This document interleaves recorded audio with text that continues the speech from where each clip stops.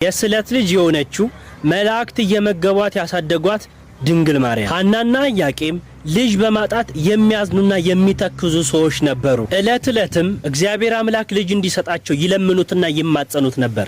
ይህ ብቻ ሳይሆን ልጅ ከሰጣቸው ወንድ ልጅ ብንወልድ ተምሮ ቤተ እግዚአብሔርን እንዲያገለግል እንሰጣለን፣ ሴት ልጅ ብንወልድ ደግሞ ውሃ ቀርታ መሶበ ወርቅ ሰፍታ መጋረጃ ፈትላ ካህናትን አገልግላ እንድትኖር እንሰጣለን ብለው ስዕለት ገቡ። የእግዚአብሔርን ፈቃዱ ሆኖ እመቤታችን ቅድስት ድንግል ማርያም ተወለደች። እመቤታችንም እድሜ 3 ዓመት ሲሞላ ሐናና ኢያቄም ካህኑ ዘካርያስ ወደሚገኝበት ቤተ መቅደስ ይዘዋት ሄዱ። ለካህኑ ዘካርያስም ይህች ብላቴና ስለተስለን ያገኘናት ልጃችን ናትና ተቀበለን አሉት። ካህኑ ዘካርያስም ድንግል ማርያምን ቢመለከታት እንደ ፀሐይ የምታበራ ግርማዋ የሚያስፈራ ሆና ታየችው። ወደ ቤተ መቅደስም ሲወስዷት እችን የመሰለሽ ብላቴና ወስደን ምን እናደርጋታለን?